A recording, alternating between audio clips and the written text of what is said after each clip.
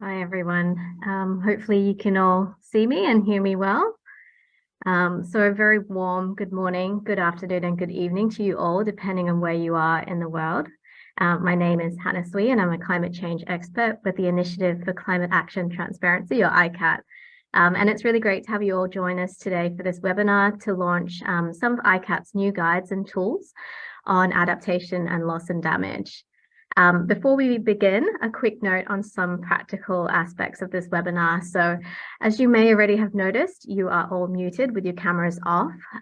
So if you do have any questions, comments, or if you want to get in touch with any of us at any point, please do so through the Q&A function. You should be able to see this at the bottom of your screen.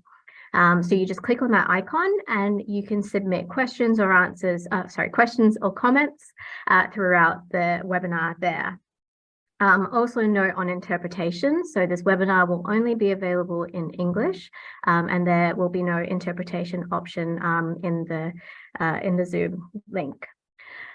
So ICAT recently published 2 guides and a supporting tool on adaptation, as well as a guide on loss and damage. And in today's webinar, we'll be going through these in greater detail. In terms of our agenda today, we will start with some opening words on the importance of transparency for adaptation and loss and damage. This will be followed by a presentation on the first of the 3 guides that we're launching and its supporting tool. So this is on fostering successful adaptation projects. We'll then have some time for some questions. Then we'll move on to the second guide, which is on the assessment of losses and damages. Again, we'll have some time for some questions. And then finally, we'll have a presentation on the guide on good practices for integrating subnational and non-state actors into monitoring and evaluation systems for national climate change adaptation policies. And then again, we'll have some time for final questions at the end. So joining me today, I have Henning Wooster, Director of ICAT, Henry Neufeld, Head of Section for Impact Assessment and Adaptation Analysis at the UNEP Copenhagen Climate Centre, Thomas Dale, Programme Associate, also with the UNEP Copenhagen Climate Centre, and Darlene Lothar, Senior Researcher with the Council of Scientific and Industrial Research in South Africa. So without further ado, I'd like to hand over to Henning to start off this webinar. Henning, the floor is yours. Thank you very much, Hannah, and a warm welcome to all of you connected here. And I'm happy to see that many of you are connected. Really pleased to welcome you to this webinar and very happy to launch these 3 new guides to be added to the ICAT toolbox. Adaptation is obviously critical and becomes more and more critical. ICAT started its work on adaptation in 2018, and I'm very happy that today we are able to launch some of the tools and methodologies that resulted from this work. Before going into those and explaining to you some of the motivations for developing these guides, let me first introduce ICAT to those of you that may not know us. ICAT is the Initiative for Climate Action Transparency. We are funded by 6 donors: Austria, Canada, the the Children's Investment Fund Foundation, Germany, Italy, and the Climate Works Foundation. ICAT was created at the time of the adoption of the Paris Agreement to support countries with the transparency part of the Paris Agreement. We provide tailored support and practical tools and methodologies for countries to be able to build robust transparency frameworks that they need to develop and implement effective climate action in sync with their national development priorities. ICAT's tools and methodologies are really at the core of what we offer to countries. And I'm very happy that today we are able to add 3 tools and methodologies related to adaptation and to loss and damage to that toolbox. So the overall philosophy of ICAT is that you cannot manage what you cannot measure. Measurement is absolutely critical in order to, first of all, plan climate actions, secondly, to track and ensure effective implementation of plans, thirdly, to change course on the way when, if needed, and finally, to engage stakeholders and, very importantly, to mobilize finance. Monitoring adaptation is not a simple task. To measure mitigation actions is, compared to adaptation, a relatively simple task. Mitigation actions are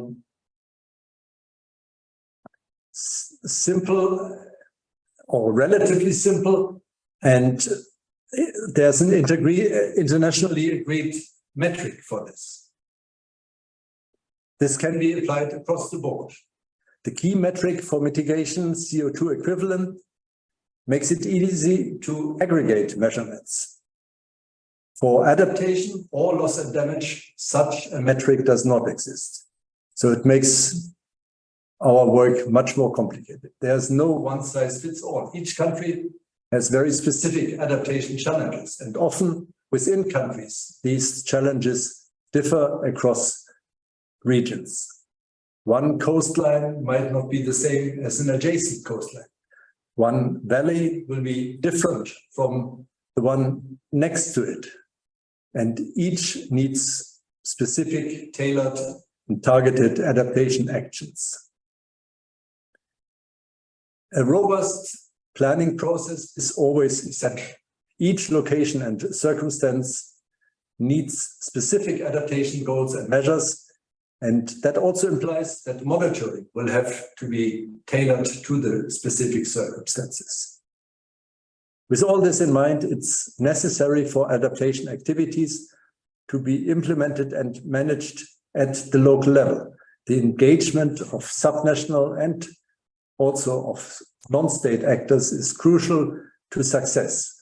And one of the three guides that we are launching here today addresses this topic. That's actually the last one that you will hear about. The other adaptation guide, the one that comes first today in the agenda, and the tool linked to it, covers the assessment of projects. This focuses on the role of transparency to help mobilize finance.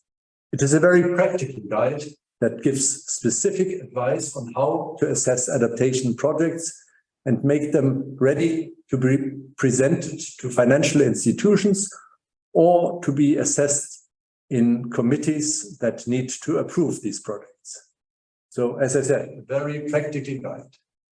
The third guide that we are launching today addresses losses and damages. While adaptation activities build resilience to the effects of climate change, loss and damages happen where adaptation has not been sufficiently effective. We know that climate change has already proven devastating for countries and communities, and unfortunately, it will continue to do so. Such losses and damages must be measured, must be accounted for. Countries need to understand the impacts of climate change. They need to be able to adjust their GDP, their development objectives, to take account of damages that result from climate change. And these insights will also help to inform discussions about the cost of losses and damages and the non-economic losses that are resulting from climate change impacts. They will no doubt become very important once a loss and damage fund is up and running. But let me also highlight that assessing losses and damages can help to aid in the design of an effective response to climate change impacts, including better adaptation. And that's where there's another linkage between the three guides that we are launching today. As I said at the beginning, this project was started in 2018. And we are very pleased that we have been able to work with the UNEP Copenhagen Climate Centre. At that stage, it was still called UDP. to produce the 3 guides and to lead the project that was supporting the work. The methodologies described in these guides are prepared based on the experience of 6 countries that participated in the project. These countries were Bangladesh, the Dominican Republic, Kenya, India, Panama, and South Africa. And we will hear about South Africa's experience today. I believe, and I'm quite convinced, that this bottom-up process of developing these methodologies and these guides and the tool that is accompanying one of them makes the guides much more practical and useful for application in other countries and other circumstances. So on behalf of ICAT, I would like to thank our colleagues from the UNEP Copenhagen Climate Centre for their valuable work and for the availability today to present these guides to you. And I also want to thank the Council for Scientific and Industrial Research for supporting the work in South Africa, in particular Darlene Lotter from the CSIR, who will talk about South Africa's experience later today. Thank you all for joining us today, and we look forward to an interesting set of presentations and a good discussion. Thanks, Henning. And I think that's really set the scene well for the webinar today, highlighting that important role that transparency plays in these topics of adaptation and loss and damage. So the first presentation that we'll hear from is from Thomas Dale, and the presentation will be on the guide and supporting tool for fostering successful adaptation projects. And just a reminder for everyone that if you do have a question as Thomas is presenting, please submit it in through the Q&A function at the bottom of your screen. So Thomas, over to you. Okay, thank you very much, Hannah. So yes, as Hannah said, I'm going to be presenting the new tool that we've developed here at the UNEP Copenhagen Climate Centre. And this is called the Assessment Tool for Adaptation Project Proposals, or the ATAPP. And in this presentation, I'm going to first introduce the ICAT assessment tool for adaptation project proposals. I'm then going to run through how this tool works. In the third part, I'm going to highlight the tool's limitations and any important considerations that one should make before using the tool or adopting the tool. And then finally, I'm going to close the presentation by giving some direction about how this, or how potential users should go about getting familiar with this tool and then integrating it into their own into their own work. So starting with the first part, so in terms of who the tool is aimed at, this tool is aimed at organizations that provide funding for adaptation projects. So this is it could be a domestic adaptation funds that have been set up by the national government. It could be subnational or city committees that have funding for adaptation. It could be anyone who essentially has money and is looking for project proposals to fund that are related to adaptation. And the way the tool that the way that this tool supports them in their purpose is it supports them assess whether project proposals seeking their finance are well placed to lead to desirable adaptation outcomes. So in other words, the tool aims to help funding organizations identify first whether a proposed project has the necessary elements to be successful in achieving their intended objectives, and second, whether these objectives are desirable given or are desirable given the realities on the ground, and whether they reflect the realities on the ground. So why is this important? So we believe this is important because ensuring that projects are well placed to lead to desirable adaptation outcomes is important, because even though there's increasing amounts of finance that have been dedicated towards adaptation, the quality of adaptation projects being financed is actually often found to be poor. meaning that they often fail to deliver the hoped for results, so they don't achieve their objectives. And in some cases, they're actually found to be counterproductive. So in other words, they're maladaptive. And research that has been looking into this, or some high-profile research, has found that projects commonly are found to be irrelevant to the local context that they're being applied to. So this ultimately leads to them being ineffective.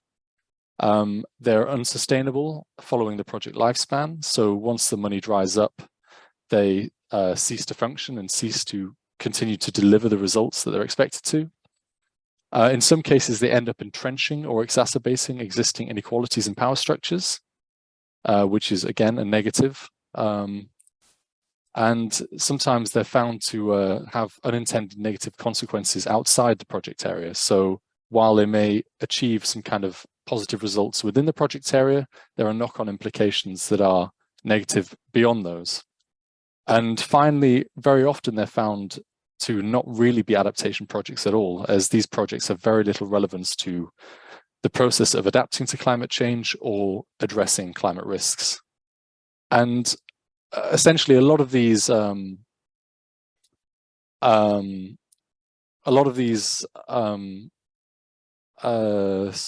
things are found to be caused by poor planning processes. So this tool is basically, if you assess the quality of a project beforehand, you should have a greater chance of avoiding projects that turn out to have one or more of these characteristics. So in terms of how this tool is intended to fit into an organization's existing processes, so the tool is intended to be applied during the assessment of project proposals, and the outcome or the outputs of this tool's assessment should then contribute to the eventual funding decision. So as you can see on this slide, we have a very generic process which most, if not all, project funding organizations would go through. And essentially, it starts off with proposals being developed in response to a call for proposals. Proposal developers would then submit these proposals to the fund or program in question. It'd be received by the fund and assessed by individuals or committees. And then this tool would then be applied by those assessing individuals or committees and would help contribute towards whether the proposal is approved for funding, whether it's rejected, or whether it's returned to the project developers with some requests for improvements, which then may lead to it being funded at a later date. So moving on to how the tool actually works. So the basis for this tool is a conceptual framework published in the most recent IPCC assessment report.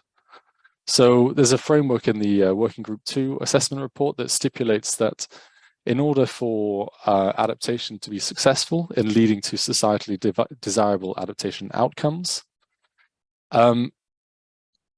it needs to be either feasible. It needs to be all of the following: feasible, so it needs to be both technically, so the project, measure, or policy, etc., needs to be technically feasible and socially desirable. It needs to have the potential to be effective in reducing climate risks and impacts. So in other words, it needs to have the potential to work and actually reduce the impacts and climate risks that it's intending to. And it also needs to have outcomes that are just. So it can't just be effective in reducing climate risks. It also needs to do so in a way that is fair and distributes the benefits and trade-offs amongst different stakeholders fairly. So using this framework proposed by the IPCC, potential effectiveness, feasibility, and anticipated justice implications represents the three key attributes of potential adaptation success that we are trying to assess using this tool.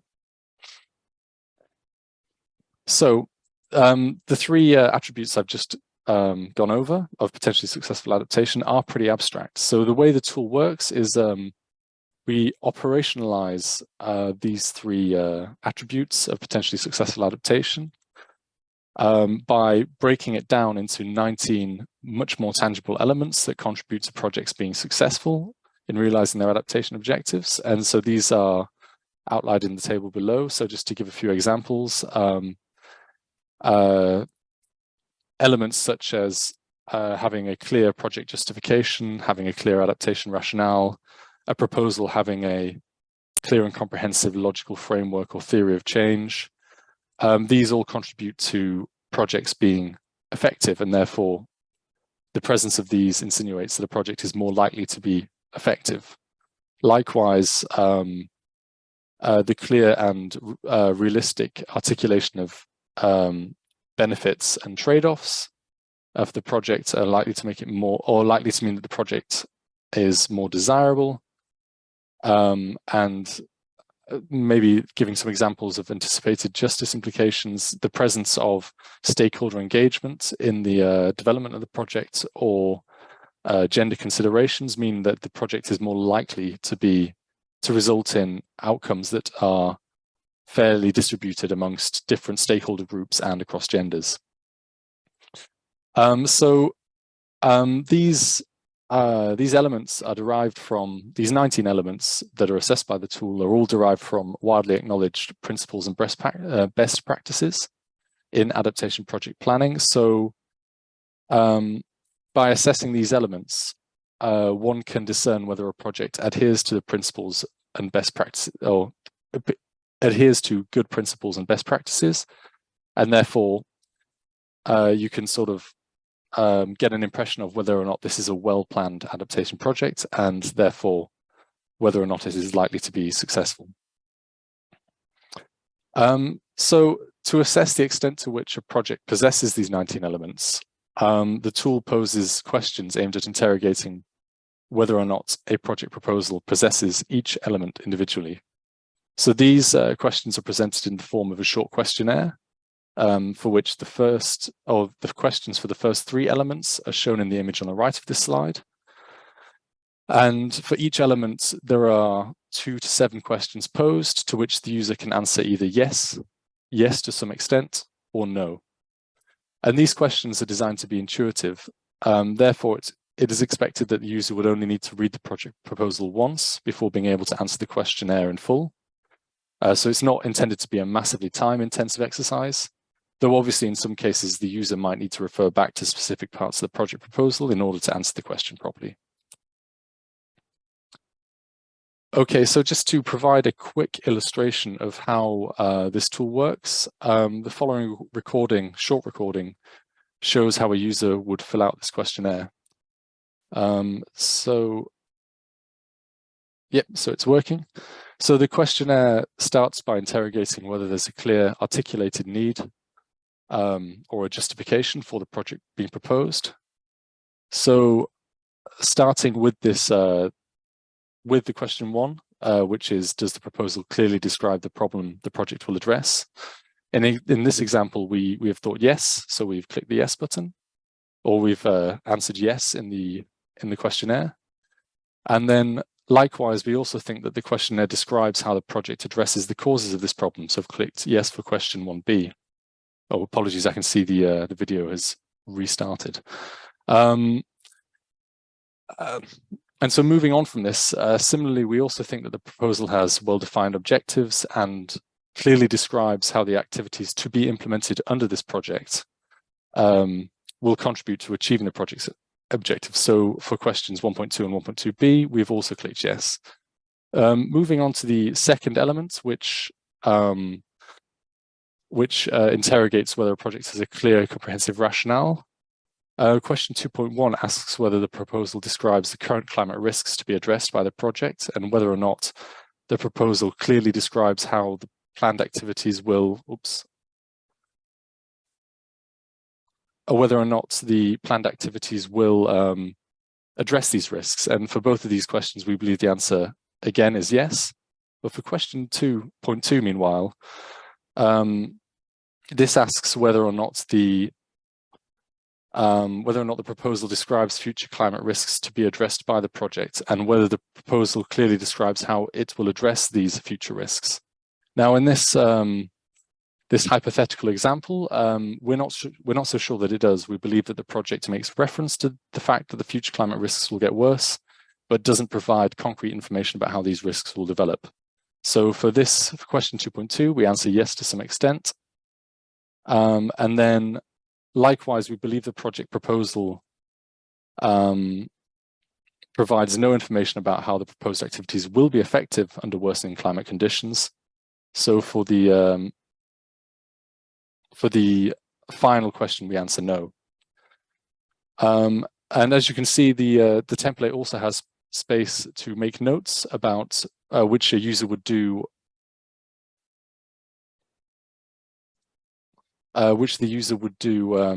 when the answer is anything other than yes. And this is just a place for the user to make a record of why they have answered this, and this feature will become useful when they're providing feedback to the project developers, as they'll have a record of the various gaps or concerns they have about their project proposal.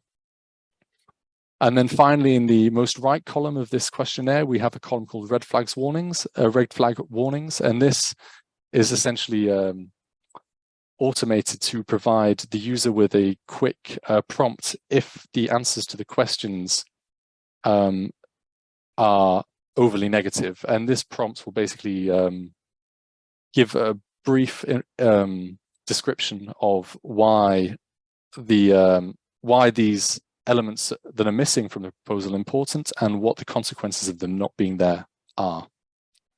And you'll be able to see this in just a second once we finish typing in the notes for the advice/request to project developers.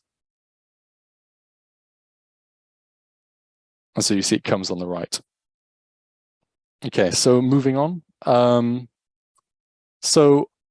In terms of the tool's output, once the assessment questionnaire has been filled out in full, the tool produces a summary of results, which is visualized on the right of this slide. The summary provides users with an overview of where the proposal is strong and where it's either weak or it doesn't supply complete information.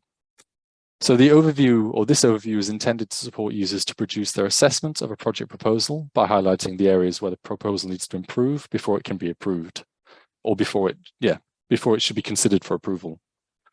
And meanwhile, users can refer back to the questionnaire, in particular the notes that they should have made as they're filling it out, to identify exactly which aspects are missing and could be improved upon. So on the right of the slide at the moment shows a summary of what a strong project would probably look like. So in this summary, you can see that most of the elements have been marked as present. They're in green and they've been given a relatively high score. And only a few have been marked as either partially present, so these are the ones in yellow, and not really present. So these are the ones in red, and the ones in red are those that definitely need improving on before the project should be considered for funding.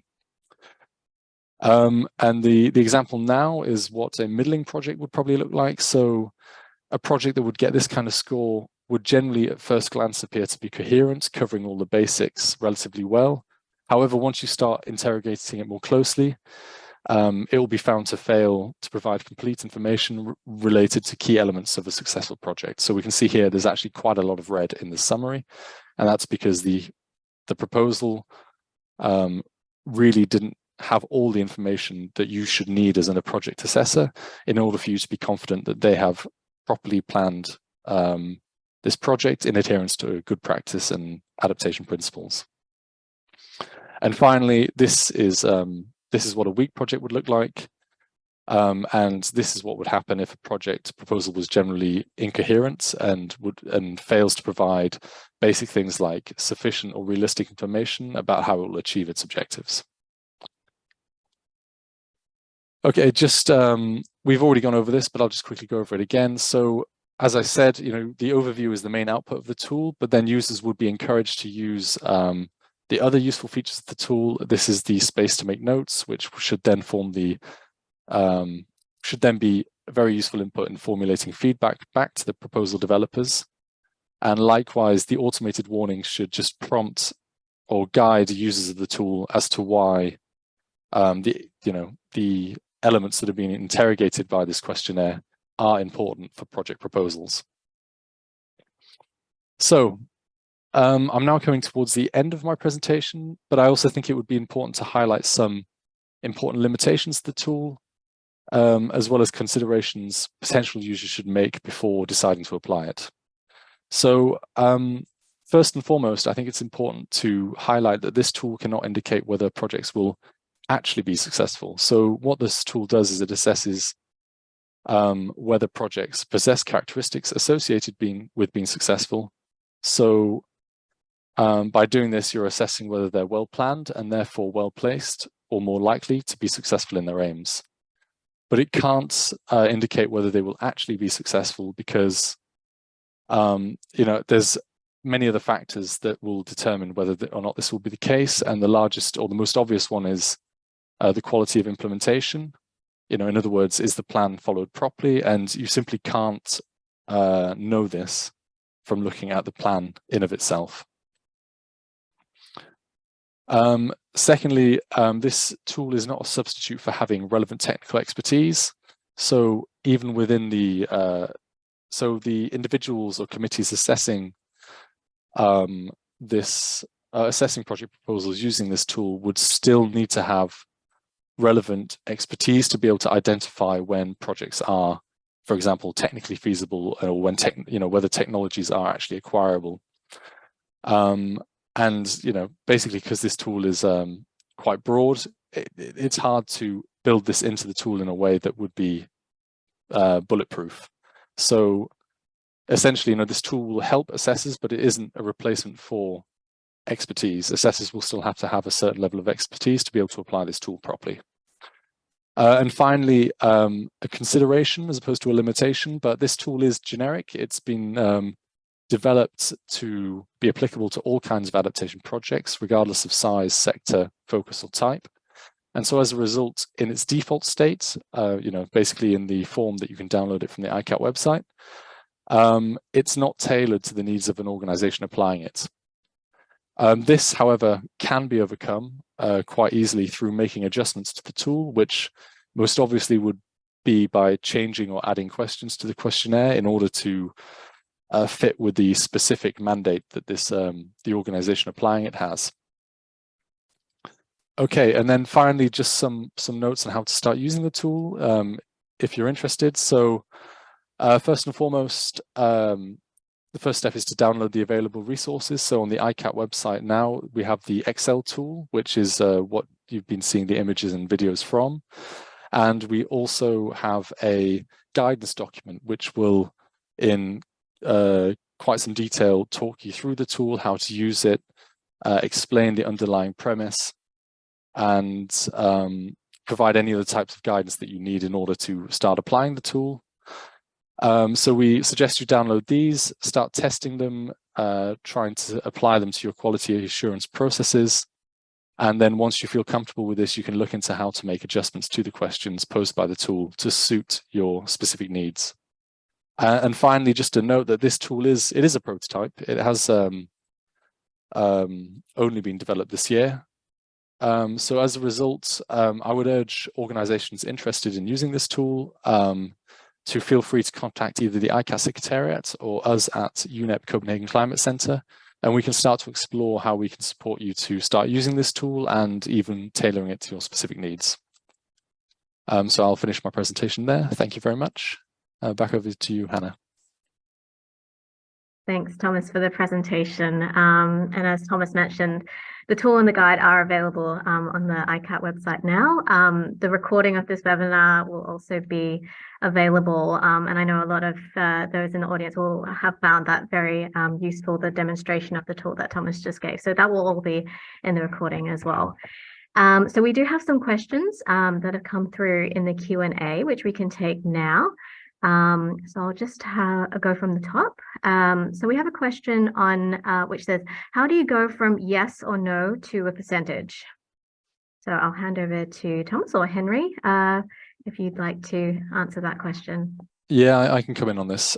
So the percentage score is it's a simple formula. It's nothing too technical, but basically we were looking to find a way to assess whether or not a project proposal addresses enough of the questions posed by the tool for each element to be considered to be generally strong. Now, we didn't want something where you had to achieve absolutely everything, because there's very few project proposals would do that, and it would end up excluding a lot of good project proposals. So what it essentially does is it applies a very simple scoring system. And if, for example, I think just at the top of my head, basically if you have less than 50% of the answers correctly, or answers as yes, then it will give it red, saying that this needs to be looked at.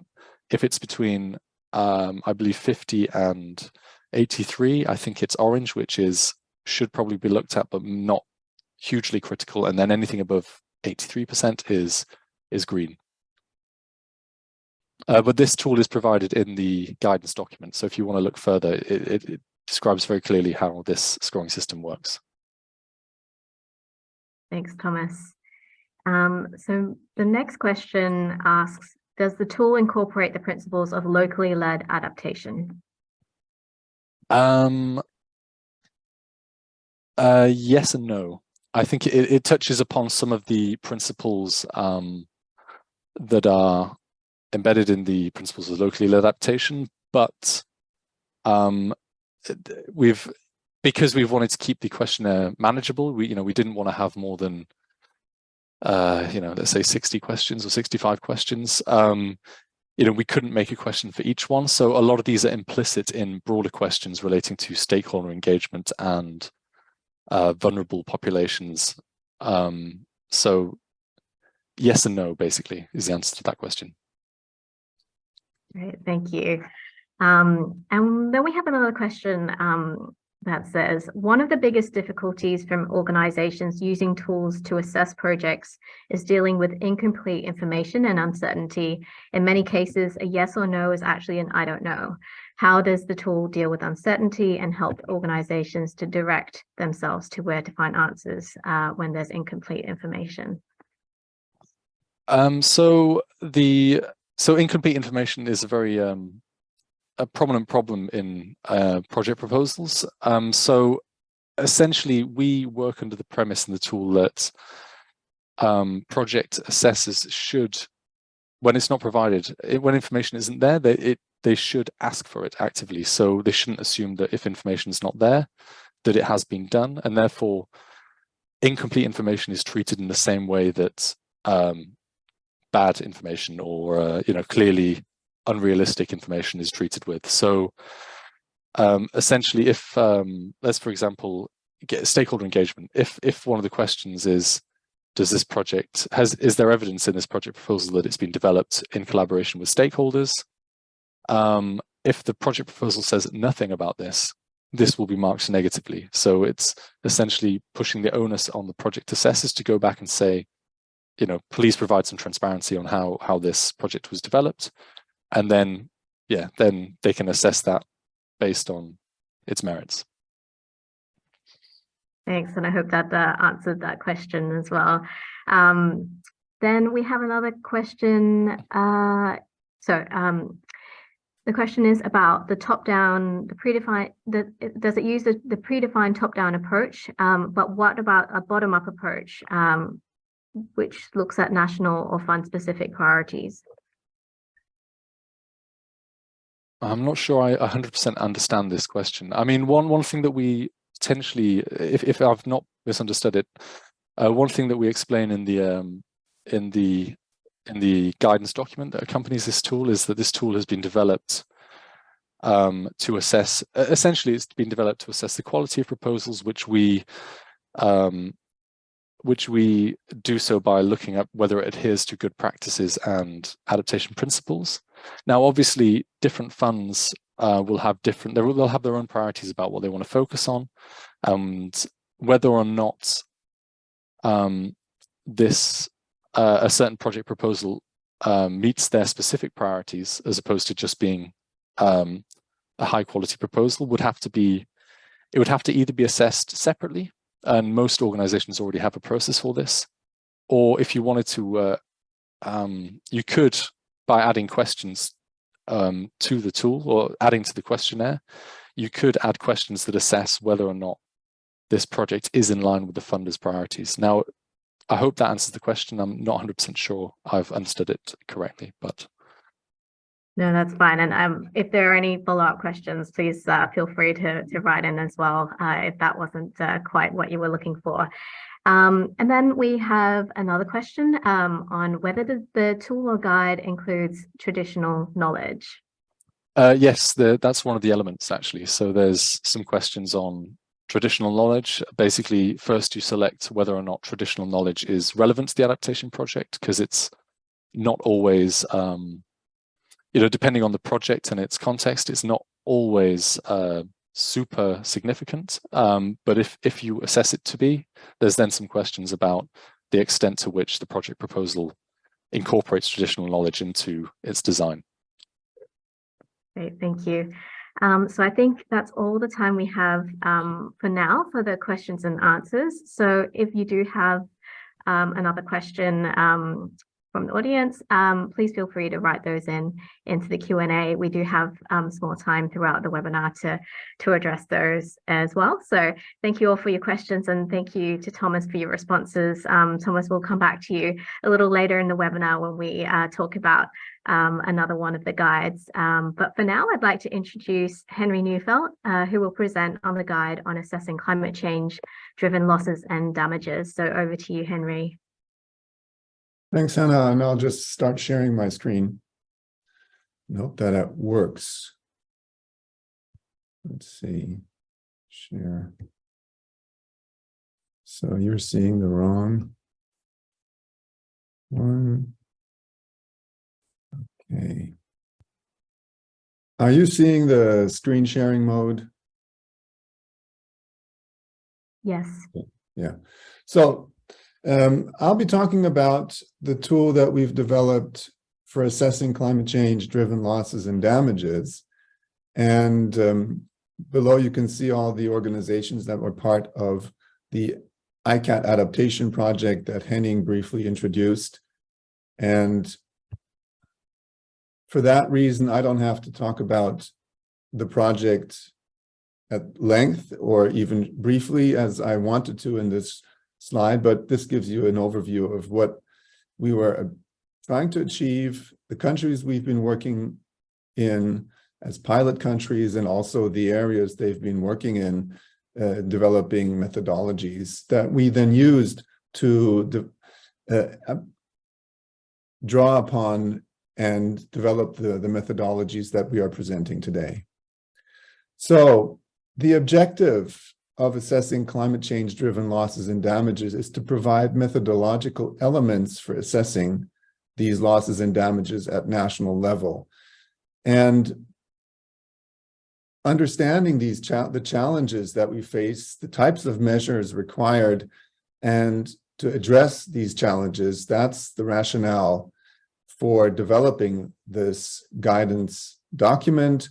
And as usually is the case, the national level country officials in the governments are our target audience here. So I apologize for this rather full slide, but I do want to spend a little bit of time talking about the principles and the framing that we need to understand in order to address losses and damages.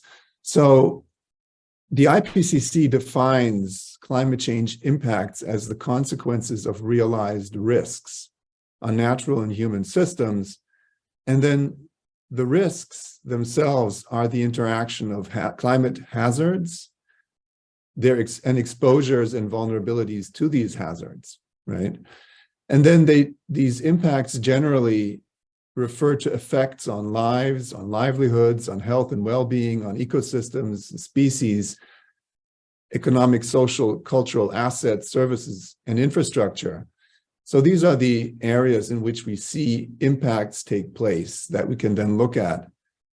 Now, it's important to note that the Paris Agreement looks at losses and damages in a slightly different way by recognizing the importance of averting, minimizing, and addressing loss and damage. This ultimately talks much about the connection between mitigation, adaptation, and residual risk, which then materializes in the form of losses and damages. Averting loss and damage is mitigation. Minimizing loss and damage is adaptation. And addressing loss and damage is what we have to do when climate hazards hit people who are vulnerable, for instance, in specific locations. So this is why the Paris Agreement takes a different or slightly broader perspective, whereas in this guide, we talk about the closer or narrower definition used under the IPCC, actually. But I want to talk a little bit about this figure on the right-hand side here. You can see on the y-axis, we have levels of risk from undetectable to moderate to high to very high rising. And then on the x-axis, you can see from present-day considerations to the end of this century, climate risks are rising in each of these two scenarios, high emission scenario, low emission scenario. This is not a temperature scenario. What you see here is a risk increase scenario where we have a high emission scenario, that is low climate mitigation. We have very, very high climate risks. But if we use strong adaptation, which is the brown button, the brown line, but the lower one, you can see that through that we can reduce climate risk very considerably. Now, if we manage to go for a strong mitigation trajectory, that means low emissions, low temperature increase, and much less climate risk increase, then we can, through adaptation, reduce the climate risk very, very strongly. That's why we can see here on the right-hand side, the residual risk can be very low with strong mitigation and strong adaptation. It can be very weak with low mitigation and low adaptation.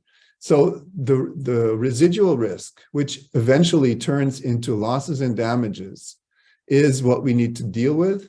But we have to think about the bigger picture, which means we have to think about mitigation and adaptation at the same time, as these will ultimately reduce the losses and damages we have to deal with in the future. So this figure basically just expands on what I was talking about before. You know, when we have effective adaptation, it avoids the impacts. When adaptation measures are either insufficient or ineffective, we end up having damages or we end up having losses. And the difference between damages and losses, as it's defined here, is that the damages are reversible or irreversible, but they're reparable. That means we can fix things. Whereas losses, we cannot fix them. They cannot be reverted. And here's some other characteristics that distinguish losses from damages. So we already heard about the reversibility or reparability of losses and damages. The second point to consider is that damages are suitable for risk-based measures, whereas losses are not suitable for risk-based measures. Because when we have a loss, then there is no risk-based measure that can make the loss undone. There is a big difference in the amount of finance needed for damages, which is much greater typically than for losses. And again, in terms of the way the climate negotiations talks about losses and damages, adaptation and loss and damage are connected to damages, whereas losses are only connected to loss and damage. So let's look at assessing damages a bit more specifically. The objective is to assess the costs of climate impacts and needs to which damages require reconstruction or rehabilitation. There's some important parameters to consider: the severity of the impacts, the tolerance level of the population. For instance, populations used to drought are less affected by drought than those populations that are not typically exposed to high levels of drought. And then we need to look at the differences between the drivers of damages. They can be climate related, and they can be non-climate related, and we obviously focus on those that are climate related. We look at different dimensions of damages. First, we have direct damages, like the bridge broken here on the right-hand side. But then, in addition, there are indirect damages that we need to look at, and I'll talk more about those. Then there are differences in terms of past and likely future assessments of or damages that will occur. One is looking ex post and what has happened, and the other is looking into the future, what is likely going to happen. And I'll talk more about that too. Then we have to distinguish between local and national levels of government involved in assessing damages. And here we can say that the national level often takes sort of the planning and overarching perspective, whereas the damages themselves typically hit at the local level, and building connections between the local and the national level is therefore really critical for assessing loss and damage, as is the case for adaptation more generally. Then we have different types of assessments. We have quantitative versus qualitative information that needs to be assessed. And then we have different types of climate events, extreme events like cyclones, hurricanes, floods, and slow onset events such as sea level rise. So looking backwards and forwards, the retrospective assessments build on different forms of information that where we already know what's happened through, and we can produce reports here that help us understand how to deal with the disaster risk reduction. And then we can build on standard meteorological records to help us identify the standard conditions vis-a-vis the extreme conditions that are important. Looking forward, we focus on modeling to assess future climate conditions, the future expected hazards, and then information on vulnerability and exposure that we can anticipate from development dynamics like population movements, where people live, and changes in the vulnerability through income, for instance, and health access. These are ways to assess how in the future people and systems will be exposed or vulnerable to the hazards that are increasing. In terms of the indirect impacts, which can often be much greater than the direct impacts, we need to consider gender, which is often leads to a bias in terms of the economic outcomes of damages, for instance, through excess burden of domestic work, spillover effects. Here we have damages occurring in one sector that have negative repercussions in other sectors, and then macroeconomic impacts such as lost tax revenue, strained public finance, reduced economic activity, increased consumer prices through inflation, and reduced employment and income. All of these can be consequences of a damage that happens and need to be considered in our damage assessment. We also need counterfactuals, because when we treat with damages, we need to compare that to what would be the outcome of either the normal expected variation of damages, or in cases where we are looking forward to actually reducing the exposure or vulnerability of people and systems to the hazards, we could use counterfactuals as ways of assessing the avoided damages that we can then use as a means of justifying action. So for past damages, we can use national statistics, we can use standardized data from other countries, and for future damage assessments, we use econometric methods, statistical methods, and others that help us understand, including through heuristic methods and expert judgment, help us understand how the future is likely going to look like and how avoiding these damages today would justify the investments that we're making. So now we come briefly to conducting the assessment. We have to also consider data from the bottom, that is from the local level, which is often not available or only available with great difficulty, versus top-down data, which typically doesn't have as much disaggregation. So in many cases, only top-down data will be available, and bottom-up data can be collected and should be developed in the form of a monitoring and evaluation system that connects the national level sort of framework with local level information and aggregates that in ways that help the country understand where there are challenges in planning for the impacts in the future.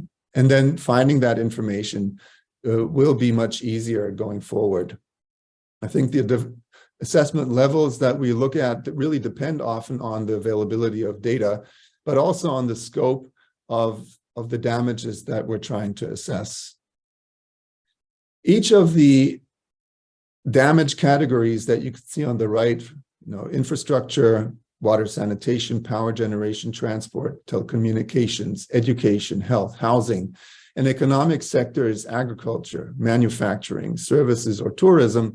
For each of these categories, we need to collect state level, that is what the state is, and economic impact indicators for the different damage categories. And therefore, that helps us then understand what kinds of damages we might be facing given different types of climate hazards that might strike. We also need to look at the institutional considerations around the assessment of damages. Using the Sendai framework is a good way to ensure minimum standards for metadata, and building synergies with other national data collection and monitoring mechanisms also avoids multiplying work, redundancy, saves costs, and is generally a good thing to do. So looking broader than just focusing on damages related to climate change is a useful way to making sure that available data is already collected and used effectively for the damage assessments. Then, obviously, we need to build the awareness and the capacity at all levels of society, national, subnational to local, in order to develop an effective damage assessment framework.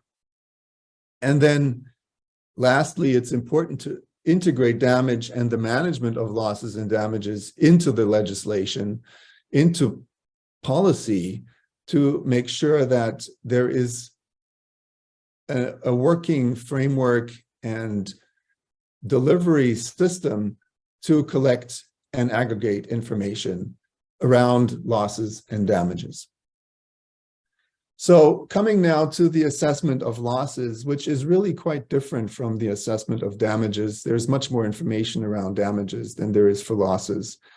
And losses in this case are difficult to deal with. It's not something that you can just easily translate into money or other financial indicators, because losses are different depending on cultures, on gender, on age, and other parameters.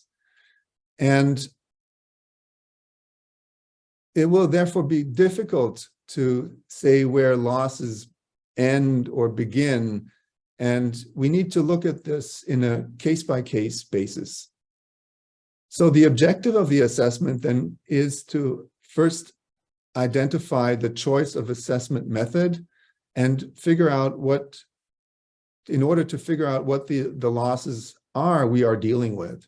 And then lastly, we need to look at the drivers of the losses and determine each driver's relative contribution to prevent losses in the future.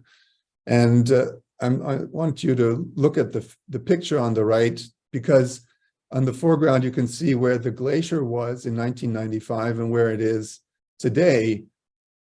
That glacier is lost, at least in timeframes that are relevant for us. And, you know, we can't see this coming back unless we go to temperature levels close to pre-industrial levels. You know, how long is that going to take? Henry, we just have 2 more minutes for your presentation, so good. We just need to wrap up. I'll be quick. Operationalizing losses. So I already talked about the exceedance of adaptation limits that lead to loss. And adaptation limits are exceeded when we are deprived of something, where something here can be people or creatures, objects, places, experiences, opportunities that are both considered irreplaceable and indispensable for our well-being. And the exceedance of these adaptation limits is based on values, which may be different across communities and even across individuals. So therefore, losses can really only be effectively assessed at community and individual levels. I think that needs to be expanded. In some cases, we can actually assess losses at different levels. The guide talks about different categories of losses: human mobility and territory, like losing your homeland if you're living on an atoll country in the South Pacific, for instance; cultural heritage and indigenous knowledge. If you look at the right picture on the right bottom, you can see the Omiwatari ceremony on Lake Suwa in Japan, which takes place when ice comes together on this large lake and then builds this strange forms and makes strange noises. But this will no longer be possible because there will no longer be ice on this lake in the future. So that's a major loss. Another loss is human life and health and well-being. You can see the body bags after people drowned or died in the floods in Pakistan in 2022.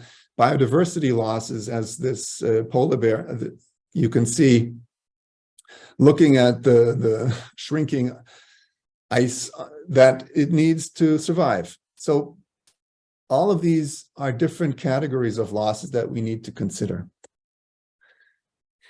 To collect our data, we do use different assessment methods. We can use literature, expert interviews with focus groups, stories. All of these things are important in collecting information relevant to losses. We can have different sampling approaches. Deep and narrow, for instance, would be that we go very deeply into a very small number of questions with small number of individuals or communities, versus broad and shallow, where we try to cover a much bigger range of people or communities, but obviously don't have the ability to go as deeply as in other ways. And maybe there are ways of connecting these two. So just 2 more slides with links, not links, but important documents that you might want to refer to in addressing losses and damages. And I thank you for your attention. Thanks, Henry. So this work on the loss and damage guide, it really came out of some of the country work that's been done. And I'm really pleased to be able to now invite Darlene Lothar, who will present some country perspectives from South Africa. So over to you, Darlene. Thanks so much, Hannah. Let me just share my screen quickly.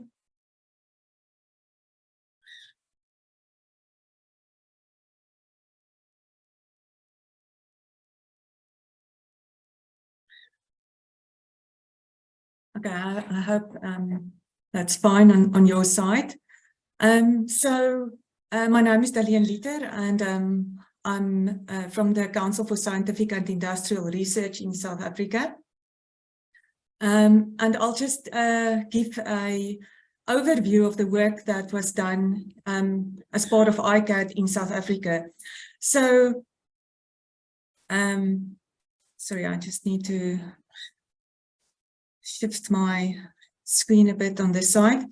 So the ICAD project in South Africa had basically two focus areas.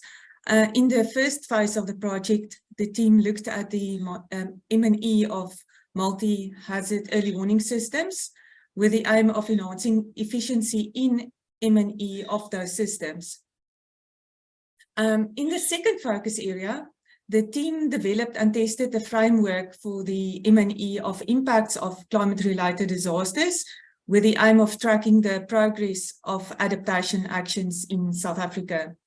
So for both of these focus areas, the frameworks and tools that were developed were informed by needs assessments to identify country priorities on adaptation, stakeholder identification and engagement.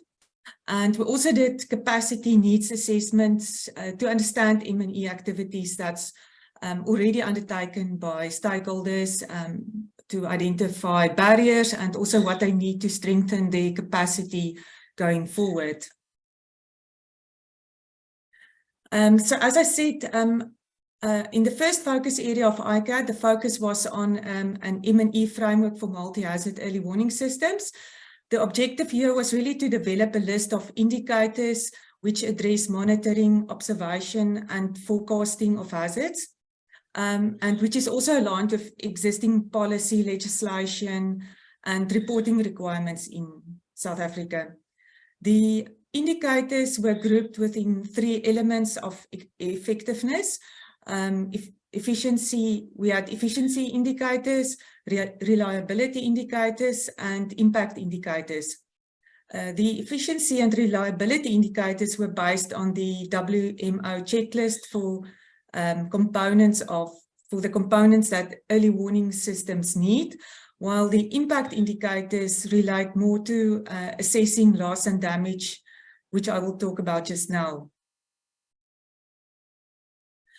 So from the M&E framework that was developed, we then developed a simple Excel-based tool, which includes all the elements of the framework, the various indicators, indicator weightings and scoring. And this tool provides a simple format for stakeholders in government that's involved in disaster management to assess their early warning systems by showing a level of deployment. So typically, all the indicators are measured according to a traffic light system, from red, amber, and green. And then in the end, we have a total scoring for the early warning system, which shows up a specific score, placing it in either red, amber, or green. Then, as part of the second focus area of the ICAD project in South Africa, the needs assessment there highlighted that within the context of the country's climate change monitoring and evaluation system, that there's really a need to better report on the impact that climate change disasters have on human lives and the economy of the country, like Henry has indicated in his presentation as well. So, but in the needs assessment, it came out that there are currently limited tools, methods, or data collection systems in place to guide the country on how it should approach the monitoring and evaluation of impacts due to extreme weather and disasters. And there's also a need to better understand how loss and damage criteria are measured or defined in the country, and the data that is required and the roles and responsibilities of those involved. So in terms of ICAD, then developing this framework to guide the assessment of climate-related losses and damages were the motivation for conducting this work.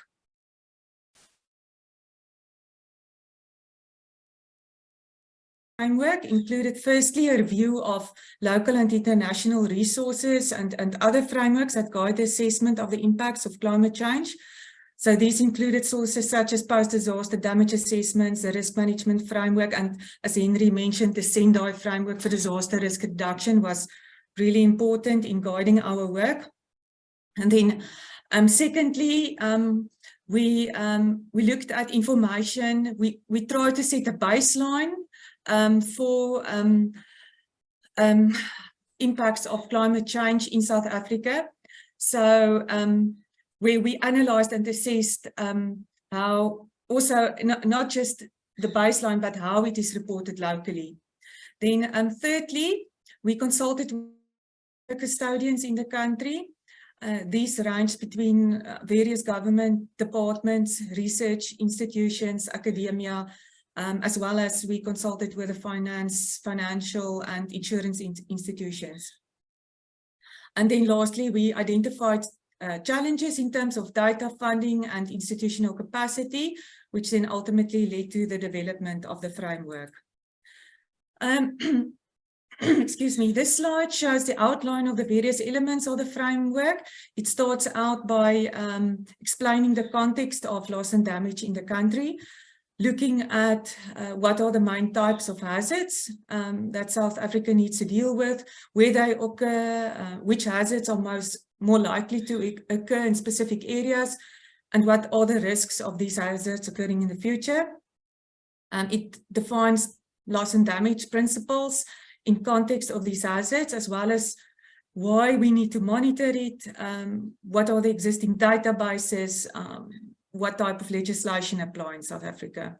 Then next, the framework tries to pull together all the identified role players involved in reporting on loss and damage in South Africa, defining their roles and responsibilities, as well as how these stakeholders should collaborate to contribute to a central loss and damage database. A very important part then next was for the framework is to standardize the description and classification of hazards, because that was one thing that we struggled with in this work, is that there was really inconsistent use of definitions of hazards. And that makes reporting difficult and it leads to discrepancies.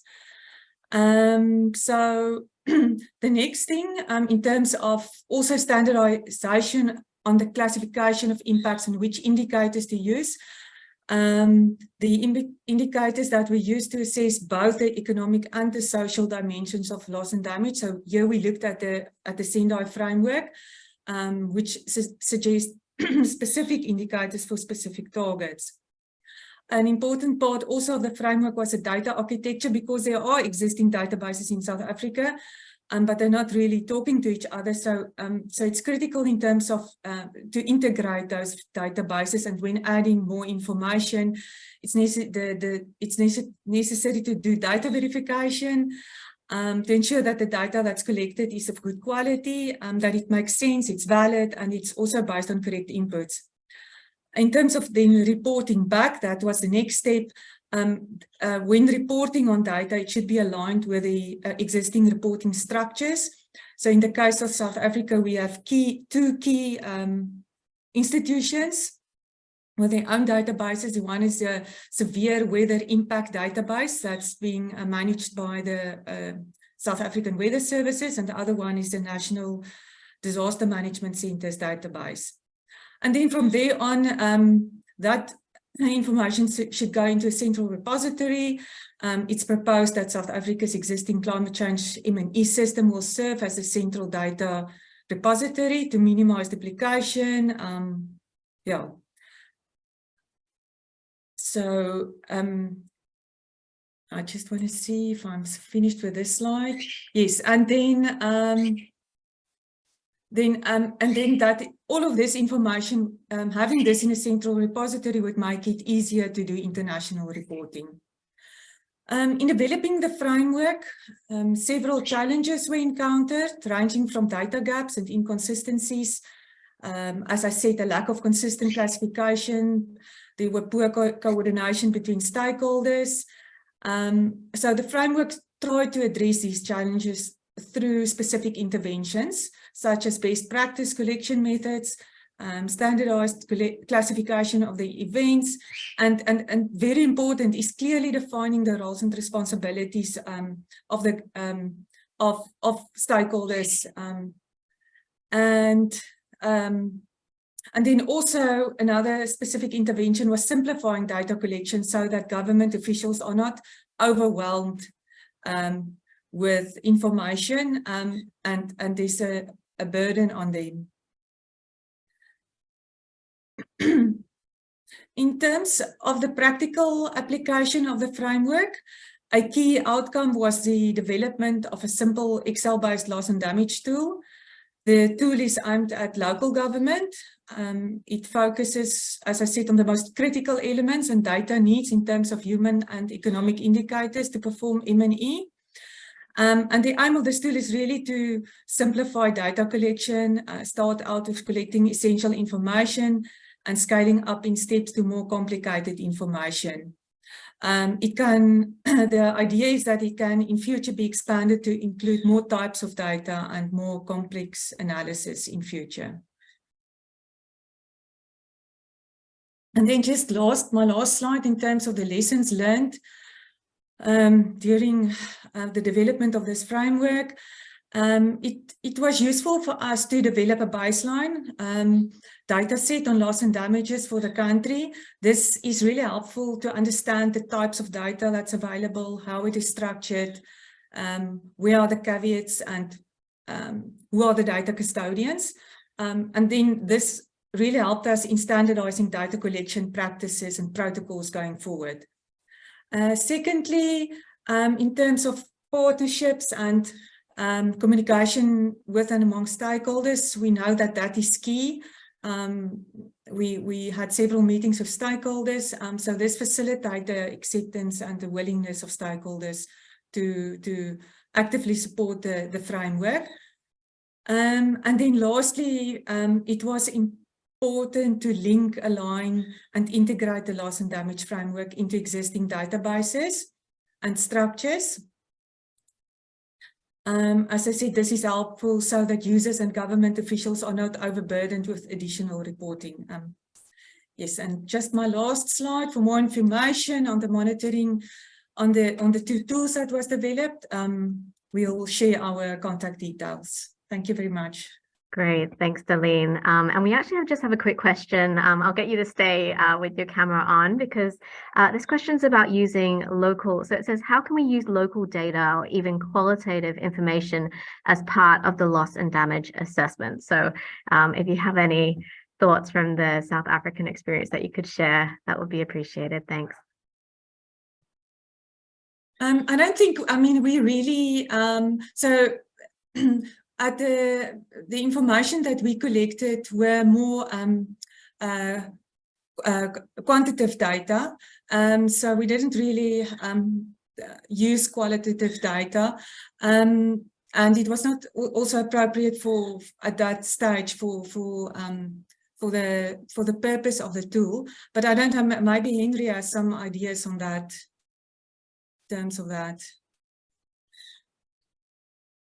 Yeah, so it depends really on, for damages, I think it's easier to use standardized data. For losses, it really depends, and that was a core element of and is a core element of the guidance document, to look at the differences at local and community level that we need to consider when addressing losses in particular.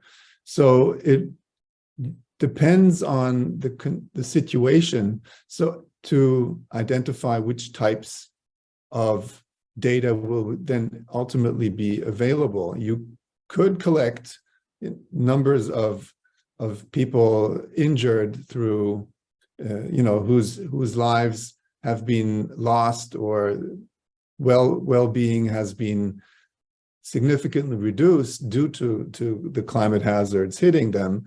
That's quantitative data that we can use and potentially go forward, but it needs to come ultimately from locally collected information. So again, it's a mix of qualitative and quantitative data that we're using here.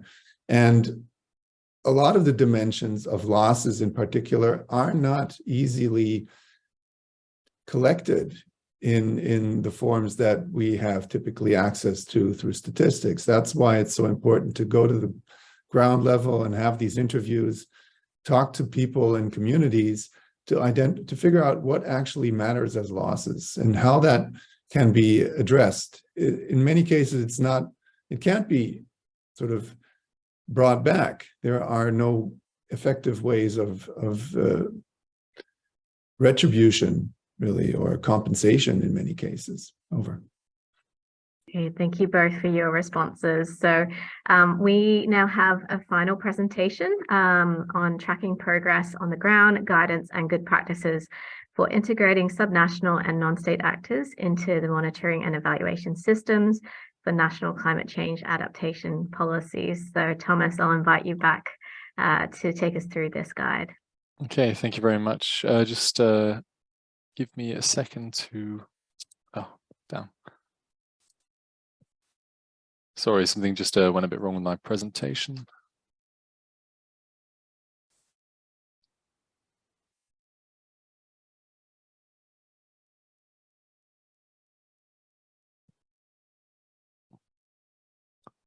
So can I just check? Can you see my main presentation? Yes. Excellent. Yes, okay. So yeah, thanks again, Hannah. So in this presentation, I'm going to present the third and final guide/tool that we're launching today in this webinar. And this is a ICAT guide for integrating subnational and non-state actors into M&E systems that are designed to monitor and evaluate national climate change adaptation policies. So in this presentation, I'm going to go through the following. I'm first going to briefly introduce this guide. I'm then going to explain why subnational and non-state actors, which in this presentation I've abbreviated to SANS actors, are important for the M&E of national adaptation policy. I'm then going to explain why integrating these actors into M&E systems can be challenging. And then I'm going to explain how the guide that we've developed can help readers integrate these actors into their M&E systems and quickly run through how to use this guide. So again, starting with the introduction. So in terms of what this guide is aimed at, the guide is aimed at national government actors who are responsible for the monitoring and evaluation of their national adaptation policies. So in other words, its target audience are individuals who will be developing and operationalizing M&E systems for national adaptation policies. Now, the guide is intended to support the broader policy of developing and operationalizing an M&E system by providing readers with guidance, actionable measures, considerations, and good practices that will help them strengthen the extent to which subnational and non-state actors are able to participate in the M&E systems that they're developing. And just an important note that this guide doesn't provide a step-by-step guidance for developing M&E systems. Such guidance is provided elsewhere, already exists, and you can actually find links to such guides within the introduction of this guide. So moving on to the second part of my presentation, where I'm going to run over why subnational and non-state actors are important in the monitoring and evaluation of national adaptation policies. And to do this, I think it's first and foremost important to clarify who subnational and non-state actors are. So in terms of, so the term subnational and non-state actors is, it's essentially a compound term that's used to describe a broad group of actors. And it's unsurprisingly constituted of subnational actors. So this is actors that operate at any level below the national level. So this could be state, city, district, local, any sort of jurisdiction below that of the national jurisdiction. And then it also includes non-state actors. And so these are actors that are not part of the government or state. So this could, for example, include individuals, businesses, non-governmental organizations, and any other type of organization that operates outside of the influence of or direct control of the national government, or the government, sorry. And so in other words, the term can be used to describe any actor that isn't part of the national government or state setup. So why are these important in tracking and evaluating national adaptation policies? So in other words, why are we interested in having them as part of the M&E process? So while arguably being the key player in driving adaptation within their countries, national governments rarely, if ever, possess the necessary mandates or capacities to achieve the goals of their national adaptation policies without the support from subnational and non-state actors. So as a result, it's generally accepted that achieving the objectives of national adaptation policies will require some form of multi-governance approach in which the responsibilities for planning, financing, and implementation of adaptation are to varying degrees shared amongst the national government, subnational actors, and non-state actors. So consequently, while the national adaptation policies are crafted by the national government and national government actors, actually achieving these policies often is at least partially reliant on action from a diverse coalition of subnational and non-state actors. So subnational and non-state actors can be involved in the implementation of national adaptation policies in a whole multitude of ways. So, for example, while national adaptation policies establish the broad vision for adaptation within a target policy area, and then also put in place some, a framework of instruments that mandate and support its implementation. So they can put in place legislation, regulations, standards, incentives, penalties, funding, etc. It's actually subnational governments that are often responsible for translating these broad visions established by the national policy into tangible policies, plans, and actions that are appropriate to their jurisdictions. Similarly, the implementation of specific activities under national adaptation policies are often outsourced by national and subnational governments to non-state actors, either because the government actors do not themselves possess the capabilities to implement these activities, or it represents better value for money to outsource them to a certain type of non-state actor instead of building up the capacity to do it themselves. So, for example, businesses and universities are often contracted by national or subnational governments to deliver goods and services that support the implementation of a policy. Meanwhile, non-governmental organizations or civil society organizations are often involved in the implementing of policies through partnerships with national or subnational government agencies, or through receiving government funding to carry out specific programs or initiatives. And finally, subnational and non-state actors can also contribute to the realization of national adaptation policy objectives without actually formally being involved in the policy implementation. So, for example, non-governmental organizations and city authorities are often found to be implementing activities that contribute to policy objectives of the national government without being provided with direction, funding, or any kind of operational framework by national plans, programs, or strategies. But they still are nonetheless contributing to the achievement of the objectives of these plans, programs, and strategies. So, given that they are commonly responsible for the on-the-ground implementation of national adaptation policies, subnational and non-state actors often represent gatekeepers to information relating to how policies are being implemented and whether they're actually achieving their anticipated results. So, a long story short, when subnational and non-state actors play a key role in the implementation of national adaptation policies, the M&E systems being developed to assess these policies will need to integrate these actors into the system, providing them with a framework, infrastructure, and enabling environment so they can supply the M&E system with the required data, or with the data it requires. And so this figure basically just illustrates what I've been describing, and it shows the national government puts in place the policy, and then there's a vertical integration of the policy down towards actors at different levels within the state and non-state sector. And essentially, in order to track the progress being made in implementing these policies and/or the results of these policies, information then has to flow from the implementing entities back up towards the national government so they can develop an overview of how these policies are going.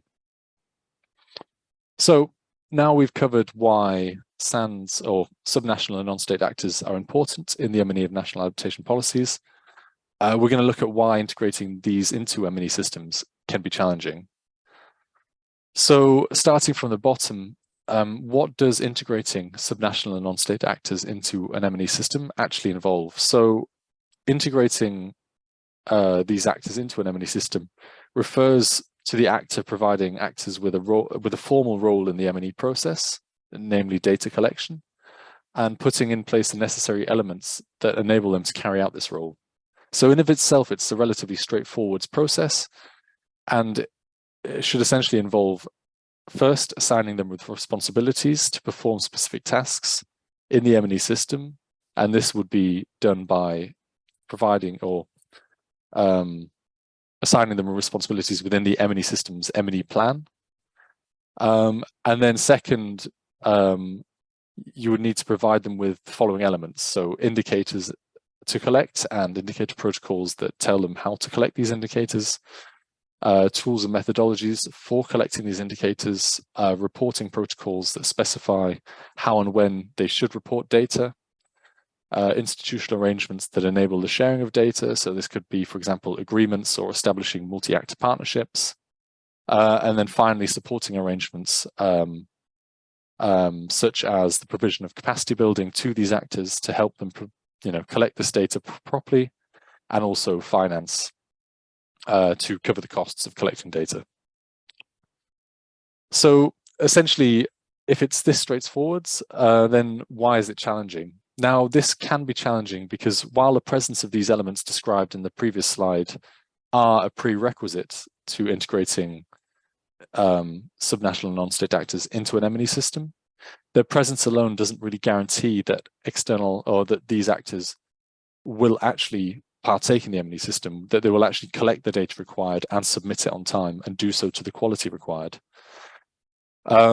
So those developing M&E systems need to be aware that actors expected to participate in an M&E system, that they have their own agency, meaning they have the freedom to choose the activities that they engage in and the extent to which they engage in them. So this means that simply putting in place the elements that enable them to participate in the M&E system isn't always sufficient. And instead, those developing M&E systems need to put in place need to create the correct conditions in which subnational and non-state actors are willing to participate in the M&E system. So they're willing to use their own resources, their time to do this. And so what conditions need to be in place for subnational and non-state actors to participate in an M&E system? So subnational and non-state actors, or any actor really, will be willing to participate in an M&E system when they deem that the reasons for doing so, or their motivating reasons for doing so, outweigh the burden that participating in the M&E system poses.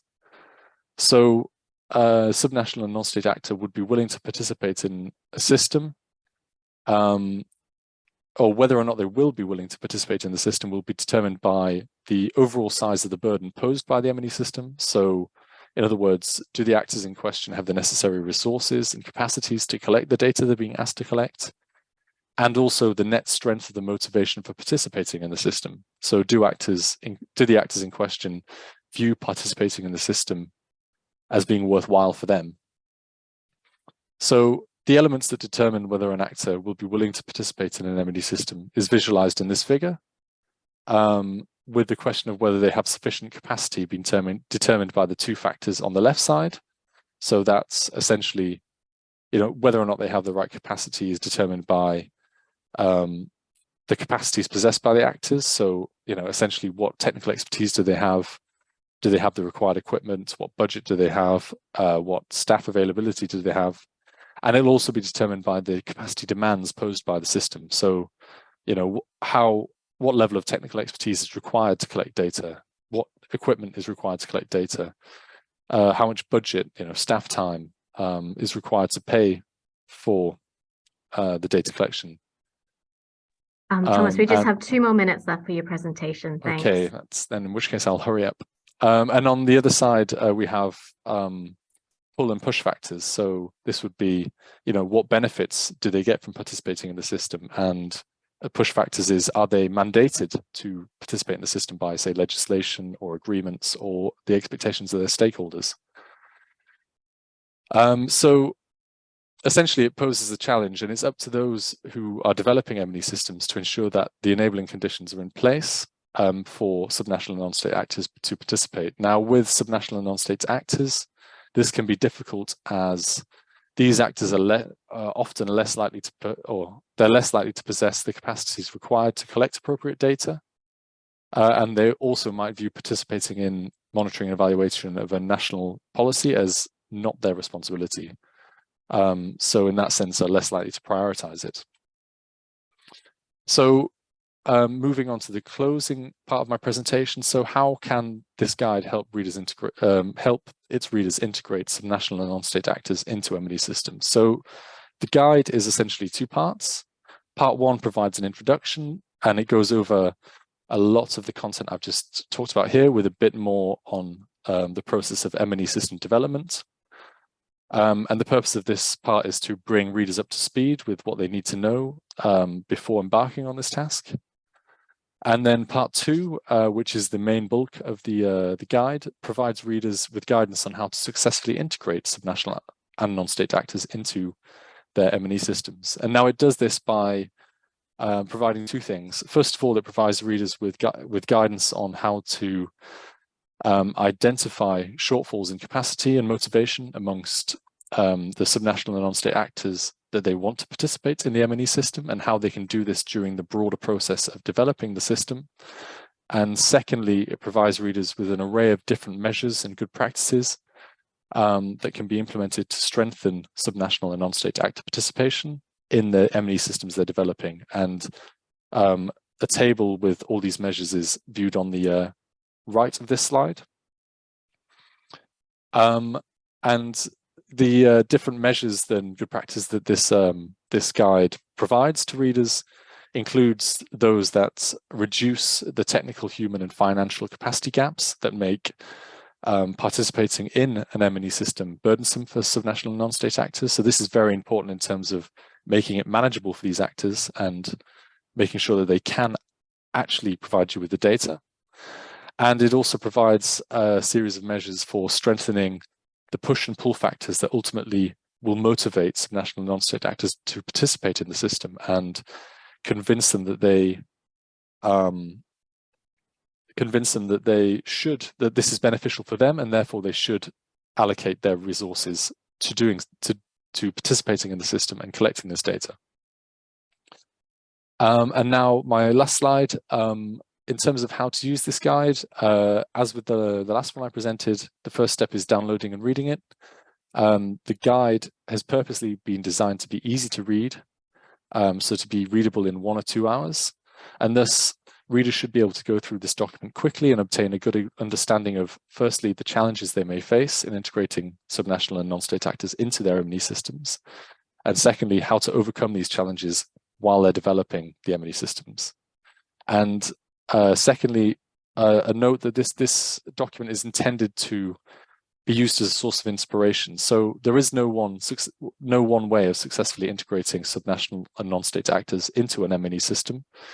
So as such, this guide does not provide users with a step-by-step methodology for doing so, but instead it provides readers with a menu of potential measures that they can use to better ensure that actors are able and motivated to contribute to the M&E systems they're developing.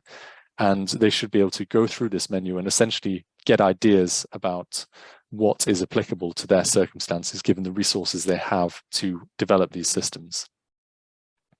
And as such, we hope that when readers are developing M&E systems, they will revisit this document and essentially use it as a reference document for different stages of the process, in order just to get good ideas and good practices to make better systems that produce the data that they need to assess their adaptation policies. Great. Okay, Thank you so much, Thomas. So we just see a question here about ICAT support. I wanted to just, I think, hand over to Henning on that. If any countries need ICAT support on implementing or using these guides and tools. So Henning, over to you. Thank you very much, Hannah, and thanks to all the three presenters for excellent presentations. Really very useful. I hope the fact that we still have more than 140 participants online is an indication that this is of interest and useful. I think while obviously these three guides cover three fairly specific areas and do not span the whole spectrum of topics, they are meant to be very practical and really respond to specific needs in countries. And as I mentioned at the beginning, the project involved 6 countries that had specific adaptation and loss and damage challenges, and the tools were created in the context of these needs and based on their experience. So they are really practical. The guides and the tool, the Excel tool, is accessible through the ICAT website, and we've posted the link in the Q&A, but you can easily find it if you go to the ICAT website and look under Toolbox. So please use them. They are freely available, and we really encourage anybody to use them, whether you are a research institute, whether you are a government agency, or you have some other affiliation in the context of which you think you can apply these methodologies and guides. We'd be very keen if you do use them to let us know. We are really interested to hear about experience in applying these tools and methodologies, and we'd be happy even to showcase any of your experience in future exchanges that we are organizing. We also, ICAT, of course, mainly supports countries through country projects that are very much responding to specific needs that countries tell us about. And of course, in the context of these country projects, we will also offer the application of these methodologies and tools. And so if you do need support, then also please do contact us, and ICAT is open to respond to any support in the broader context of transparency. And I mean, one of the questions that has been put to us at one stage was, well, why are you going into adaptation, which is one of the voluntary aspects of reporting in the BTR, and countries still struggling with all the mandatory reporting. So why go to adaptation already at this stage? Well, my response is that we are encouraging countries to build their transparency frameworks, first of all, for effective domestic implementation. So build a transparency framework so that you can have better policies and actions on climate change.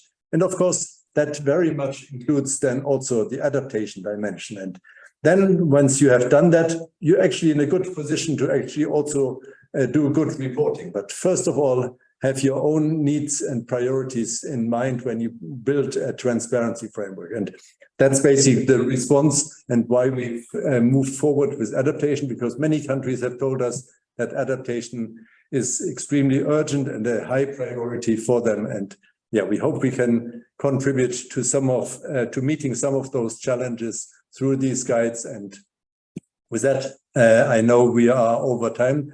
Thanks again to the speakers, and thanks to all of you for participating. Back to you, Hannah. Thank you. Great, thanks, Henning. So again, from my side, a big thank you to Darlene, Thomas, Henry for presenting today, and also to all of you in the audience for staying with us for all this time. There were a lot of questions that came through that we weren't able to answer. We will follow up on them, and we will send via email some answers to those questions. So with that, I want to say a big thank you again, and have a wonderful morning, afternoon, evening, wherever you are in the world. Thank you.